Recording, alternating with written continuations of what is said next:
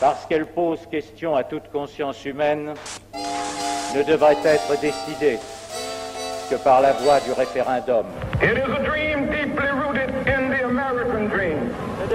Vous savez, le prix que la France attache depuis l'origine de la crise irakienne à l'unité. Avant, J'aimais pas la politique, l'émission qui cherche à vous faire aimer la politique, en tout cas à vous la faire comprendre. Cette semaine un peu particulière, nous recevons les candidats à l'élection régionale. Vous êtes conviés à voter très bientôt. Et aujourd'hui, Emmanuel Cos. Merci Emmanuel Cos d'avoir accepté l'invitation.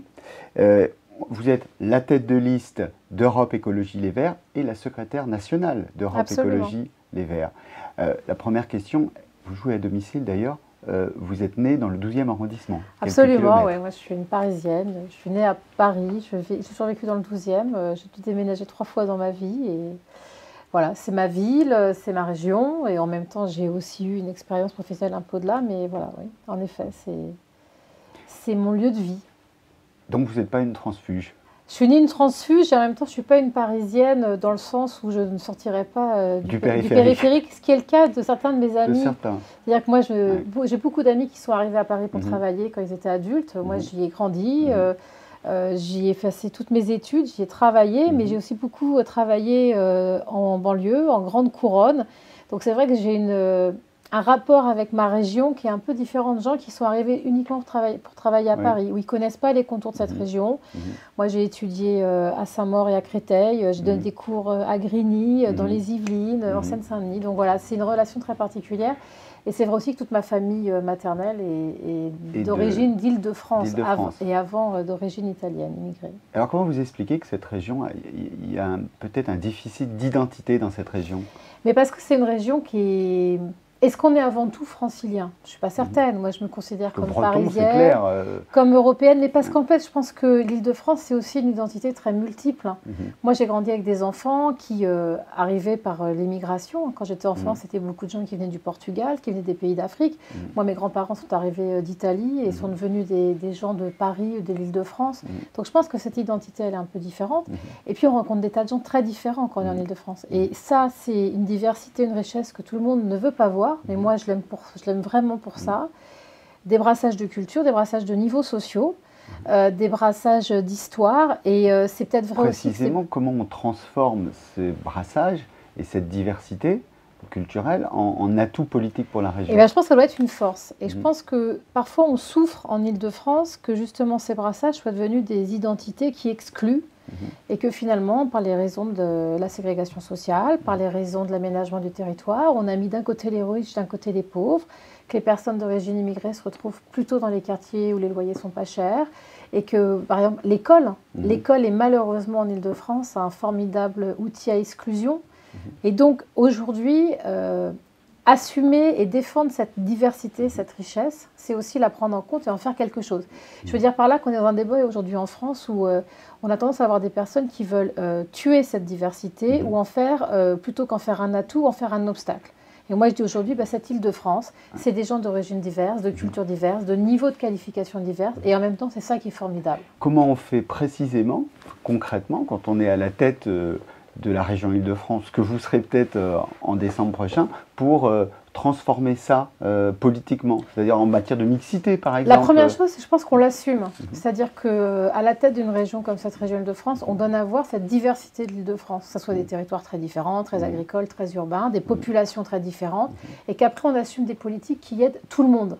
Il y a des jeunes aujourd'hui qui sont discriminés parce qu'ils ont une mauvaise adresse. Moi, j'en ai rencontré il y a encore 3 semaines à Clichy-sous-Bois, de jeunes surdiplômés qui, en fait, ne rentrent pas dans l'entreprise parce qu'ils habitent dans le 93. Il faut maintenant qu'on ait des dialogues très forts avec les grandes entreprises d'Île-de-France pour leur dire « ça suffit ». Et ça suffit, le dialogue? Le dialogue, ça veut dire vous supprimez des subventions s'ils ne le font pas, y compris, moi, ce que je souhaite, c'est qu'y compris au niveau régional, on travaille sur le CV anonyme. En interne de la région et avec toutes les structures avec lesquelles on travaille, et ça fait beaucoup d'emplois à la fin. Demain, il y a des grands chantiers en Île-de-France qui arrivent. On parle de cette nouvelle ligne de métro.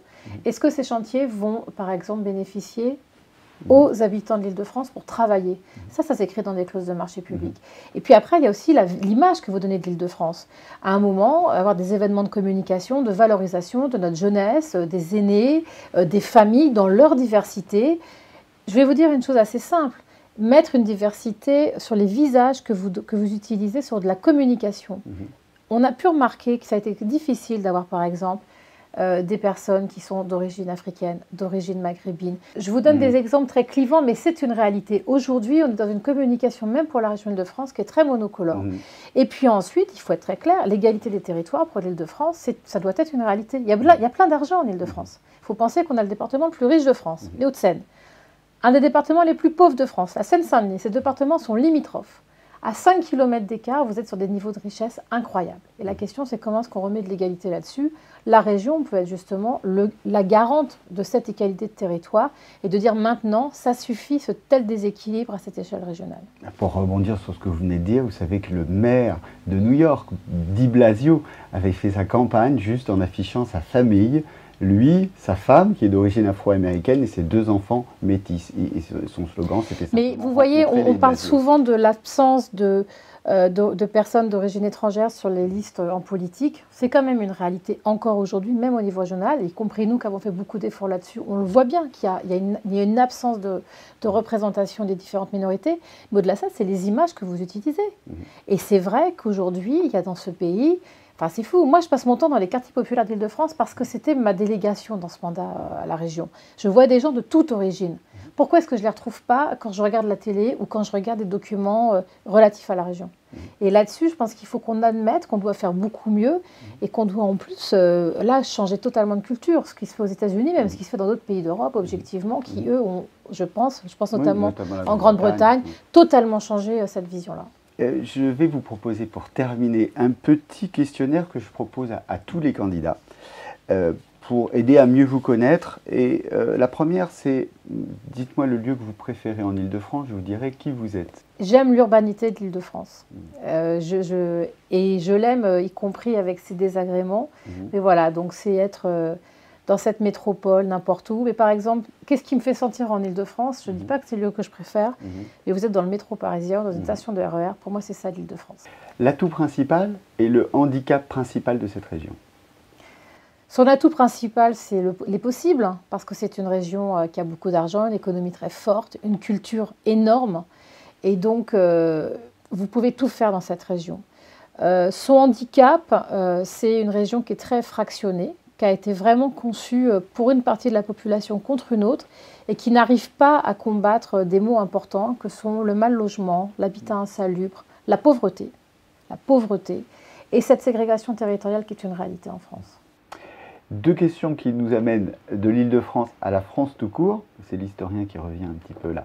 Votre événement, votre date de l'histoire de France, quelle est votre date de l'histoire de France, le moment que vous jugez le plus important dans notre histoire? Dans les choses qui m'ont marqué le plus fort, objectivement, c'est quand même les événements de l'année dernière, les attentats contre Charlie Hebdo et l'hypercachère de Vincennes, parce que c'est quand même un moment qui, je pense, j'espère que la France saura en faire quelque chose de clé pour son avenir.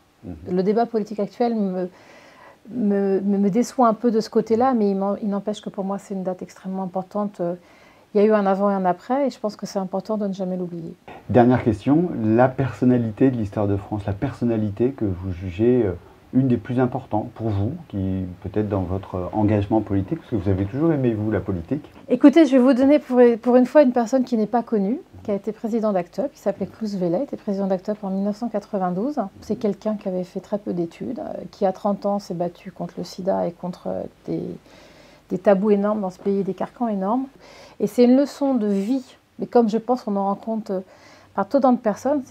Klaus, il est mort en 1994, à peu près 30 ans, mais c'est quelque chose d'essentiel pour moi, de personnes qui étaient capables de vraiment soulever des montagnes et de n'avoir aucun tabou.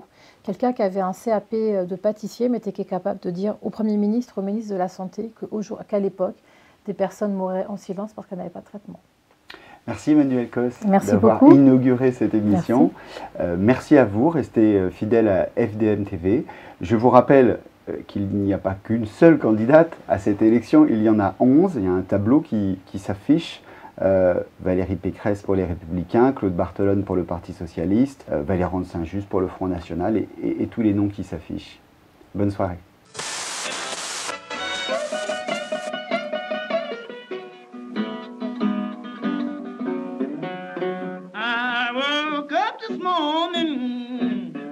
year round for my shoes. Burgundy.